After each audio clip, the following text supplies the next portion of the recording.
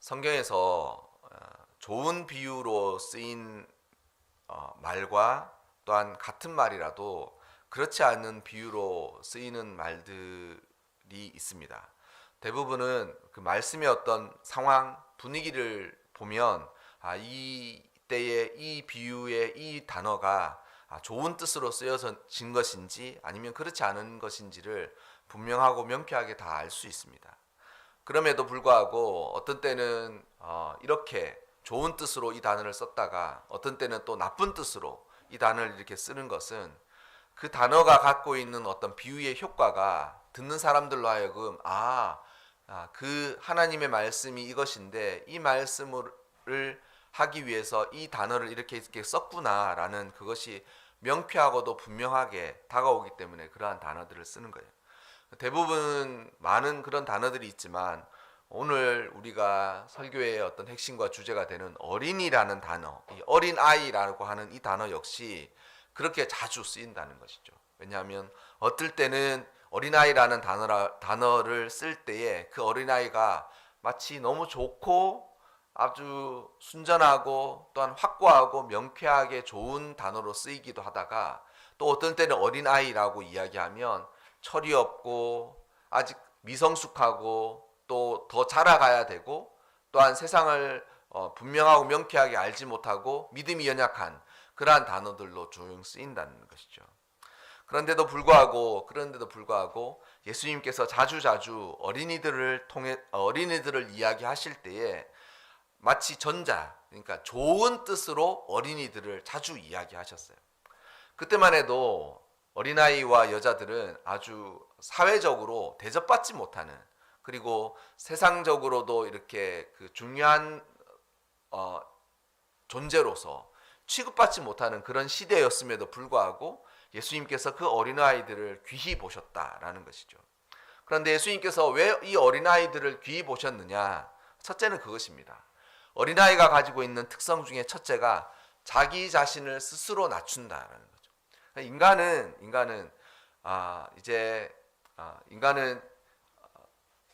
자라지 않습니까? 어린아이로 태어나서 자라지 않습니까? 그런데 문제는 어린아이로 태어나서 자라는 동안 좋은 것은 자꾸 줄어들어요.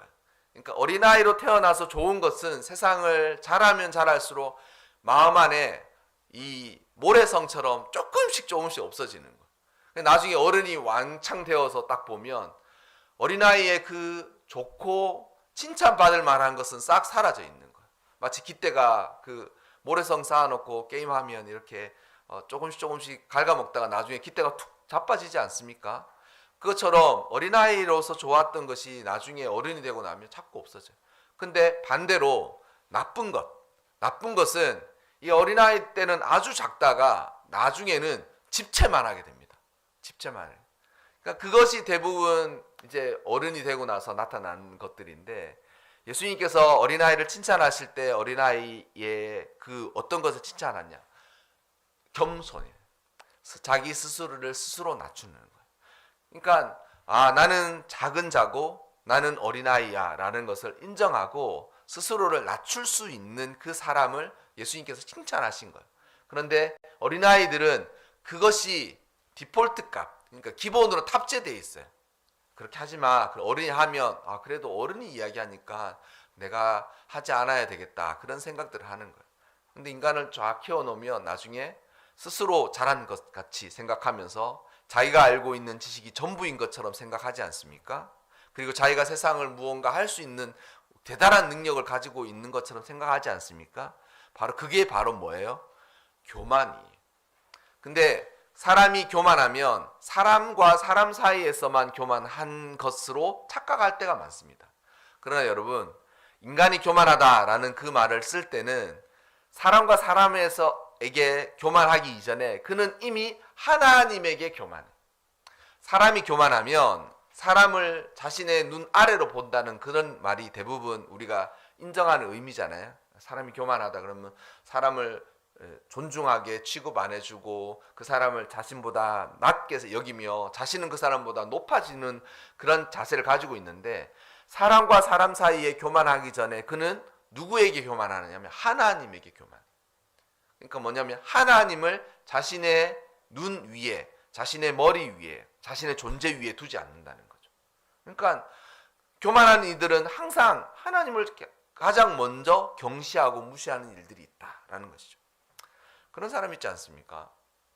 사람이 너무 겸손하고 좋아 보이는 것 같은데 문제는 이렇게 하나님을 인정하지 않는 그런 사람들이 종종 있잖아요. 사람은 너무 괜찮아. 사람은 너무 괜찮아. 자기는 신을 믿지 않는데 그 사람이 하나님 보실 때 굉장히 교만한 사람. 예수님께서 어린아이들의 이 어린아이의 모습을 칭찬할 때 사람들 모두에게 행하신 말씀이 바로 자기 스스로를 낮추면서 살아가라는 거죠. 낮추면서 살아가는 거죠. 그래서 예수님께서 제자들한테 제자들이 항상 그러잖아요. 예루살렘에 올라가면 하나님 나라에서 누가 큽니까? 물어보는 거예요. 그러니까 벌써 누가 큽니까? 라고 물어보는 그 말에 어떤 마음이 있겠습니까? 제자들이 12명이 있지만 그 중에서 나는 그 절반인 6명 위쪽으로 올라가고 싶어요? 밑쪽으로 내려가고 싶어요? 당연히 그런 마음이지 않겠어요? 나는 평균이라고 항상 뭐 요즘 평균값의 실종 이런 이야기를 하지 않습니까? 예전에는 평균이 중요했어요. 우리 반 평균이 중요하고 우리 나라가 살아가는 뭐 GDP, GNP 뭐 이런 게 너무 중요했거든요. 왜냐하면 그게 우리 모두가 지금 잘 살고 있습니다. 이런 이야기를 하기가 너무 좋았어요. 그런데 이제는 평균값이 없어졌어요. 그 말은 뭐냐면 잘 사는 사람은 너무 잘 살고 못 사는 사람은 너무 못 사는 이러한 양극화가 심해져 가지고 평균이 얼마다라는 것에 의미가 없다는 거. 의미가 없다는 거. 근데 제자들이 이야기하는 그것에도 그 마음들이 있는 거예요. 제자들이 예루살렘으로 올라가면 누가 어떤 큰 사람이 됩니까? 하나님의 나라에는 어떤 사람이 큰 사람이 됩니까? 그 말의 믿음은 목사 예수님 저의 충성과 헌신과 제가 주께 행한 모든 일을 기억하시죠? 그리고 나중에 저한테 어떤 걸 주시려고 하면 저는 예수님도 인정하시듯이 저는 절반 평균 이상 되어야 됩니다. 평균 6번째까지는 제가 인정하지만 7번이 되면 저 진짜 마음 상합니다. 이렇게 얘기해요. 여러분 예수님 뭐라 그러셨어요? 너희 중 누구든지 으뜸 먼저가 되고자 하는 사람은 뭐가 되어야 된다고요? 종이 되어야 된다. 섬기는 사람이 돼요. 아무도 그 얘기를 몰랐을 거예요. 예수님 십자가 지고 돌아가시기 전까지. 또 예수님께서 말씀하시기를 누구든지 자기 자신을 높이는 자, 스스로 높아지려고 자기를 높이는 자는 도리어 낮아지리라. 그렇게 이야기하셨습니다. 너희 중에 크고자 하는 자가 있으냐? 섬기는 자가 되어야 할 것이다. 이렇게. 어쨌든 예수님께서 어린아이들을 칭찬하시면서 어린아이들을 칭찬하신 것이 아니라 어린아이들이 가지고 있는 그 마음의 태도, 그 마음을 칭찬하신 거예요. 근데 예수님께서 칭찬하신 그 말은 무엇이에요? 낮아지는 마음. 스스로 낮은 곳에 처하는 것입니다. 스스로 섬기는 자리에 처하는 곳입니다. 그리고 스스로 높아지려고 하지 않고 끊임없이 높아지려고 하는 자신의 마음을 끊임없이 낮추고자 하는 자를 주님께서는 귀히 보신다는 거예요. 귀히 보신다는 거예요. 이와 같은 여러분들의 삶들이 꼭 되시기를 바랍니다. 베드로전서에서도 서로 허리를 동여서 겸손히 살아가라 이렇게 해요. 허리를 동여서 내가 너의 종이 되어줄게. 뭐가 필요해? 내가 도와줄게. 난 너를 도와주고 싶어. 너를 섬기고 싶어. 정말 이런 틀에 박힌 설교의 마음이지만 세상을 이렇게 살펴보면 아까 전에 제가 말씀드린 것처럼 평균값이 실종된 것처럼 이런 겸손이 너무 없어요. 섬김도 너무 없어요. 어디든지 가서 뭐 이렇게 갑질하려고 그렇다고 맨날 을의 모습으로 살아가라는 그런 이야기는 아닌데 어디든지 뭐만 조금만 있으면 갑질을 하려고 하는 이 시대에 너무나도 희박해진 주의 진리입니다. 그래서 여러분 어린이 주일인 이 어린이 주일의 말씀을 들으시며 주께서 칭찬하시는 이 말씀과 또한 이러한 자세를 따라서 꼭 살아가시기를 바랍니다. 두 번째는 주님께서 칭찬하신 또 한 가지 어린이의 마음의 태도가 있는데 그건 뭐냐면 순전함이에요. 순전함. 세상은 순수한 사람을 골탕 먹이는 것이 세상이지 않습니까? 순수하게 생긴, 그러니까 순진하게 살아가는 사람들, 그러니까 말의 뉘앙스 차이가 있겠지만 순진하게 살아가는 사람들을 세상이 골탕 먹여서 그 순진한 사람이 한번 골탕 먹고 나면 마음이 어떻게 되겠습니까? 순수함을 잃어버려요. 희한하죠.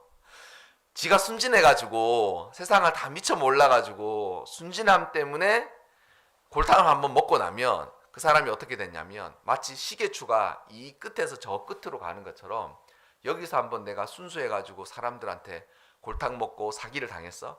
그럼 그 다음은 이 끝에 가가지고 나는 절대 다시는 그런 짓을 당하지 않을 거야 라고 생각하면서 세상 사람을 살아갈 때 어떻게 살아가느냐, 모든 것을 의심하고 모든 것에 순수하지 않고 저 사람이 왜 저렇게 하지? 그런 생각들을 가지고 살아간다는. 근데 문제는 그렇게 순전한 마음, 순수하다는 마음은 아니지만 순전한 마음을 잊어버리면 어떻게 되느냐, 하나님의 나라를 받들 수 없어요. 받들 수 없어요. 그게 뭐냐면 믿음 생활을 잘 못한다는 거. 신앙 생활이 무엇입니까?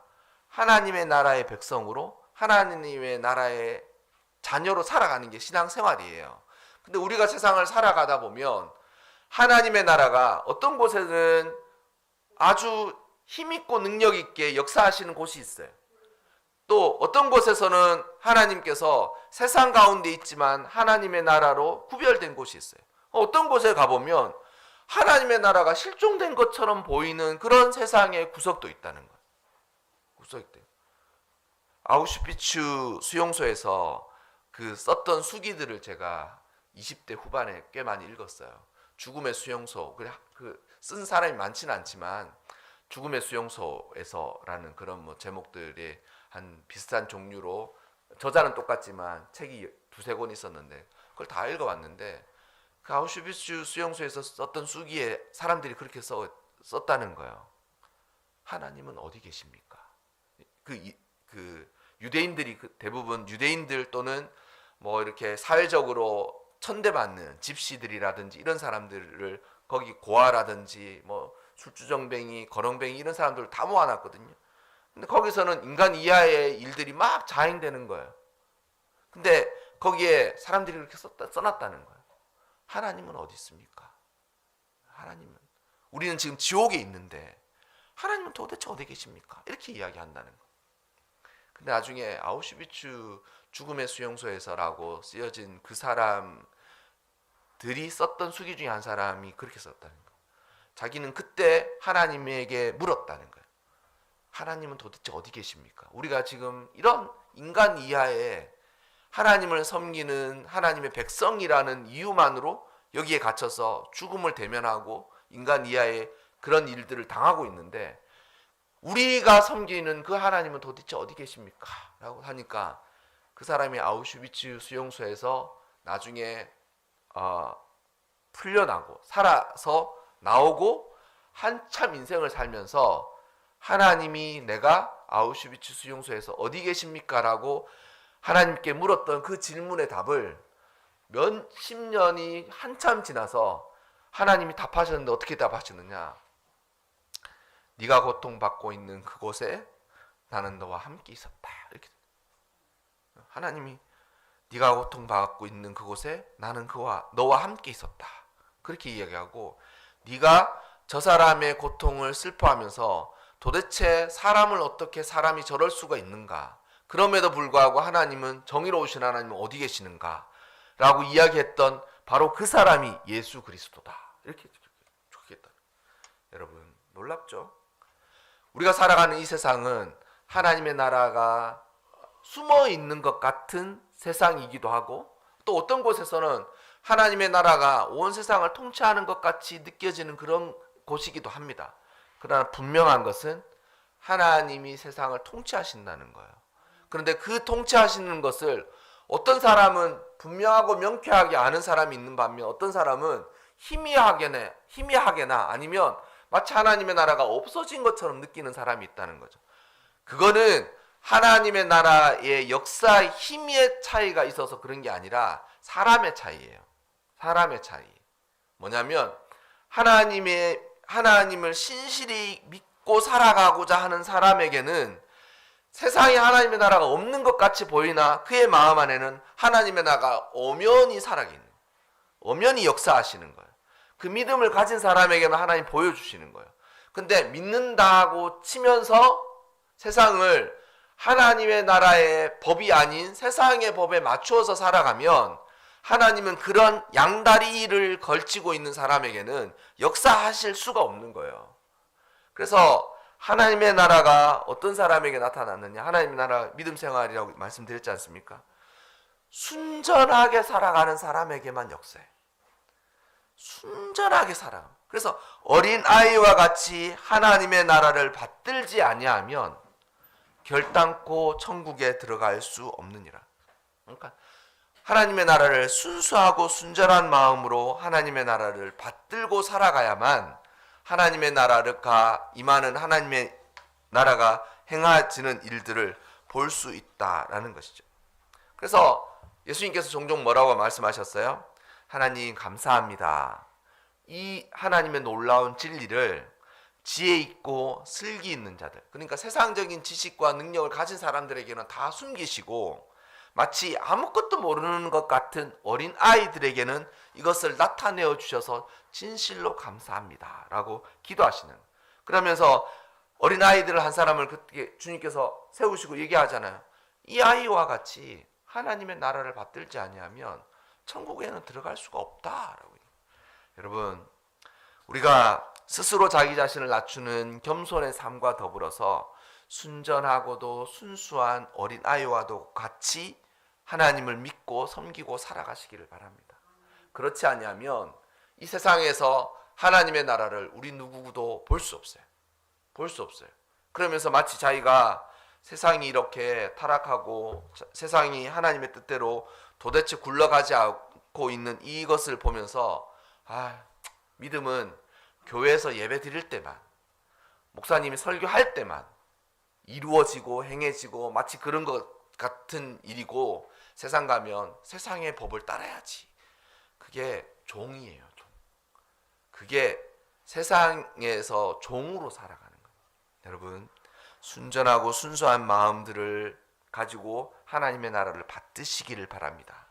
그리고 하나님이 말씀하셨던 것처럼 그 위에 안수하시고 축복하시니라. 그러니까 모든 믿는 자들 가운데 순전한 마음으로 믿는 자들을 주님께서 그의 손을 얹으시고 예수님께서 그를 축복하시는 것입니다. 또한 하나님, 우리가 읽었던 이 본문을 보면 하나님께서 자녀들을 우리에게 주시는 이유가 있다고, 이제 첫 번째, 두 번째는 모든 성도들한테 말씀을 드리지만 이제 어린이들도 그렇게 어른들과 더불어 그렇게 살아가야 된다라는 말씀을 드리고, 어린이 주일이지만 부모들에게 꼭 하고 싶은 말씀이 있습니다. 뭐냐면 하나님이 자녀를 우리에게 왜 주셨는가? 하나님이 자녀를 우리에게 주신 것은 하나님께서 축복을 주신 거예요. 시대를 따라서 아까 전에 제가 기도를 했잖아요. 기도했는데 그게 불과 50년 전이에요. 50년 전에 한 명만 낳아 잘 기르자. 처음에는 둘만 낳아 잘 기르자였나 봐요. 둘만 낳아 잘 기르자. 이대로 가다가는 가난을 면치 못한다. 이게 국가에서 하던 캠페인이었습니다. 애를 너무 많이 낳으니까 그 많이 낳는 아이들이 너무 많은 쌀을 먹기 때문에 우리나라가 좀 이렇게 잘 살려면 입을 줄여야 된다. 그 50년 전에 그런 캠페인을 했어요. 그래가지고 예비군 훈련 가기 싫으면 뭐 이렇게 불임 수술 이렇게 하면 예비군 안 가도 된다 그러고, 뭐 그때 돈도 줬다 그러더라고요. 50년 만에 지금 어떻게 됐습니까? 아이를 낳는 가임 인구가 0.78 이렇게 떨어졌어요. 뭐 거의 안 낳는 거예요. 안 낳는 거예요. 그리고 결혼도 선택이었지만 애 낳는 것도 선택이기 때문에 누구도 여성 또는 가정에게 애 낳으라고 이야기할 수가 없는 거예요. 당신이 뭔데 내 인생을 책임질 것도 아닌데 이렇게 할 거냐? 애 낳으면 당신이 그 애 낳아서 기르는데 2억, 지금 시세로 2억이 든다는데 대학교까지 마치려면 2억 줄 거냐? 그리고 2억 준다고 해도 나는 애 낳을 마음이 없다. 이렇게 여러분, 그런데 여러분, 애가 소유입니까? 한번 물어보고 싶어요. 애를 내가 낳고자 하면 낳을 수 있나요? 쉽지 않습니다. 모든 사람이 애를 낳기 때문에 애를 낳은 사람들은 그것에 대한 교만함이 있거든요. 마음만 먹으면 낫지 뭐. 저도 뭐 사모님한테 애들이 이렇게 자라니까 딸인 확신만 있으면 뭐 나 하자. 뭐 교회도 부흥되고 좋지. 뭐. 그런데 여러분, 교만이에요. 교만. 할 수 있다는 그 교만이 있는 거예요. 마음만 먹으면. 여러분, 한 생명도 하나님이 주실 때 놀라운 계획이 없이는 이 세상에서 일어나는 일이 없어. 우리 집에서 태어난 아이는 나의 그 유전자의 50%와 엄마의 기질의 50%를 섞어서 만들어 놨죠. 하지만 하나님의 원래의 놀라운 계획이 있는 거예요. 그리고 그거를 인정해야만 우리가 아이를 축복으로 받을 수 있습니다. 마음만 먹으면 낫지. 옛날에 많이 낳는 이유가 뭐냐면 죽기도 많이 죽지만 낳아보니까 신통치 않은 것들도 워낙 많은 거예요. 그러니까 확률적으로 많이 낳아야 10중에 한둘은 그래도 괜찮은 사람이 나와야 나를 이렇게 해주고 가문도 이렇게 하지 않냐, 이렇게 생각한다는 거예요. 여러분, 자녀를 우리에게 주신 이유는 그 자녀가 하나님의 축복임을 스스로 인정해야만 합니다. 우리가 읽었던 오늘 본문에 보십시오. 이 자녀는 뭐라 그랬어요? 여호와의 기업이라 그랬어요. 이건 뭐냐면 유산이라는 거예요. 유산인 거예요. 하나님이 자녀를 우리에게 왜 주셨느냐? 너를 내가 이어가려고 자녀를 주었다는 거예요. 너는 인생을 7, 80 아니면 90을 살다가 없어지겠지만 너를 이 세상에 또 존재하게 하기는 유일한 방법이 뭐냐면 자녀가 있는 거예요. 물론 내가 죽을 때면 그 자녀가 성년이 돼 있겠죠. 그렇지 않습니까? 그런데 하나님의 뜻이 뭐냐면 너를 이 땅 가운데 유지하도록 만들어준 나의 뜻이 뭐냐면 너에게 자녀를 주는 거예요.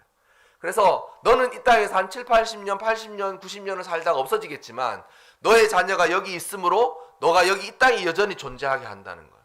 하나님의 계획 뜻이 뭐예요? 하나님께서 창세기에 자녀를 어떻게 하냐면 생육하고 번성해요. 근데 이 생육하고 번성하는 것 자체가 복이야. 낳아서 기르고 사람이 많아지는 게 복이라는 거예요. 근데 왜 그렇게 하셨느냐? 이게 하나님의 놀라운 계획과 뜻이 있지만 하나님께서 뜻이 뭐냐면 신실한 주의 백성들을 이 땅 가운데 유지하시기 위한 방법이었어요. 그래서 창세기 3세기 2장에서도 하나님께서 복을 주셨지만 이후에 타락한 이후에도 하나님께서 한번 홍수로 사람들을 다 죽이지 않습니까? 그렇게 죽이고 난 이후에 노아의 시대 이후에서도 하나님께서 다시 또 생육하고 번성해라는 그 뜻이 뭐냐면 신실한 백성들이 이 땅에 유지하기 위한 하나님의 뜻이라는 거예요.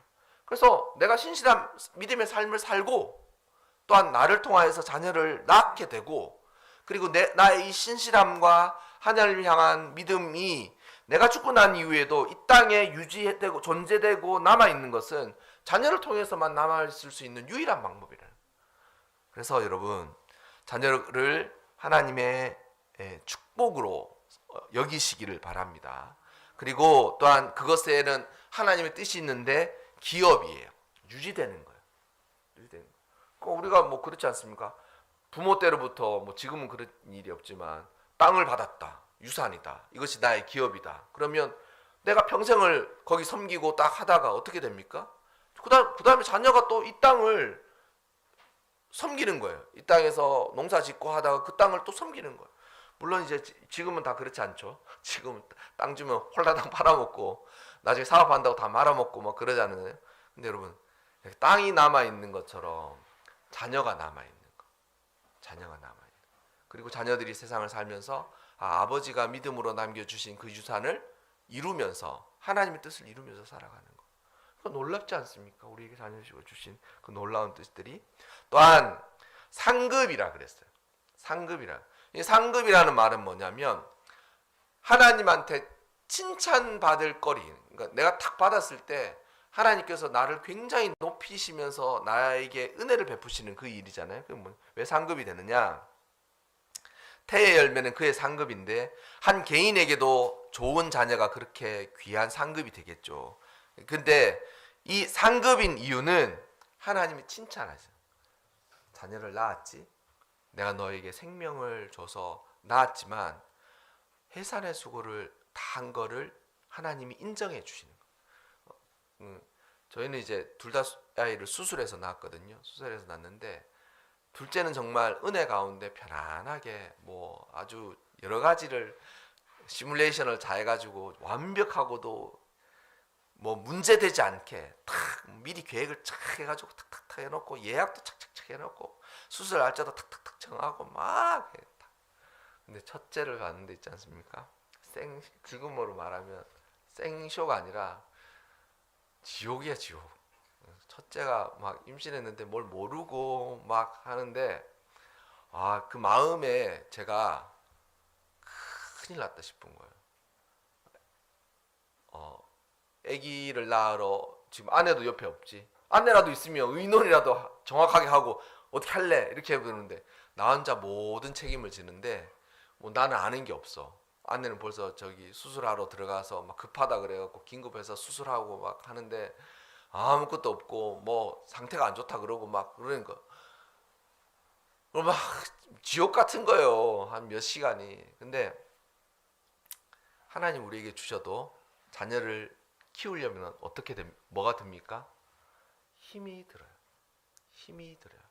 참 힘이 들고 정말 뭐 많이 먹는 건 둘째치고 힘이 들어요. 자신의 살과 나의 인생을 깎아가지고 아이들을 양육해야 하지 않습니까? 그러니까 육체적으로도 피곤하고 힘들고 혼자 살아가는 것보다 당연히 어렵죠. 당연히 어렵죠. 가족을 이루어서 살아가는. 근데 그것을 나중에 하나님이 칭찬해 주세요. 당연하지 임마.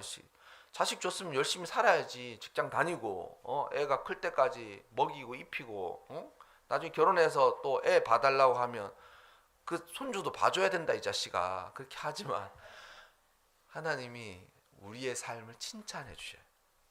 칭찬해. 자녀를 했던 그 삶을 하나님 칭찬해 주셔요. 진짜. 물론 이 성경의 말씀은 그겁니다. 자녀가 나중에 위대하고 좋은 사람이 되면 사람들이 너를 함부로 하지 못할 거야. 그래서 자녀의 이름을 덜 먹이며 그 자녀의 부모님이라고 이야기할 거야. 그 얘긴데 여러분, 하나님 우리 삶을 칭찬해 주세요. 자녀를. 여러분, 우리는 수치를 당하지 않을 것입니다. 또한 원수와 단판을 지을 때도 이 자녀를 양육하면서 행하는 모든 일들, 특별히 그 안에 있는 하나님의 섭리들이 원수의 모든 괴계를 능히 이길 수 있도록 우리를 하나님께서 행하도록 해주실 것입니다. 그래서 여러분, 어린이 주일이지만 어린이에게도 주의 말씀을 전하고 또한 주의 모든 자녀들에게도 이 말씀을 전하며 또한 자녀들을 양육하는 부모님들에게 자녀들을 이렇게 양육하리라 하십사 말씀을 꼭 드립니다. 우리 모든 성도는 하나님의 자녀들입니다. 우리들 역시 하나님의 귀한 자녀들이고 하나님의 아들과 딸들입니다. 하나님께서 우리를 창조하셨고 또한 우리를 대속하기 위하여 우리를 하나님의 자녀로 만들기 위하여서 하나님의 아들이신 예수 그리스도를 우리를 위해서 보내신 거예요. 그리고 그것으로 인하여서 하나님이 우리를 기대하시기를 우리가 하나님의 기쁨이 돼요. 그러니까 예수 그리스도를 대신해서 우리가 하나님의 기쁨이 되는 하나님의 자녀들이 되기를 바랍니다. 그래서 여러분, 순전한 마음으로 하나님의 나라를 모시고 섬기고 또한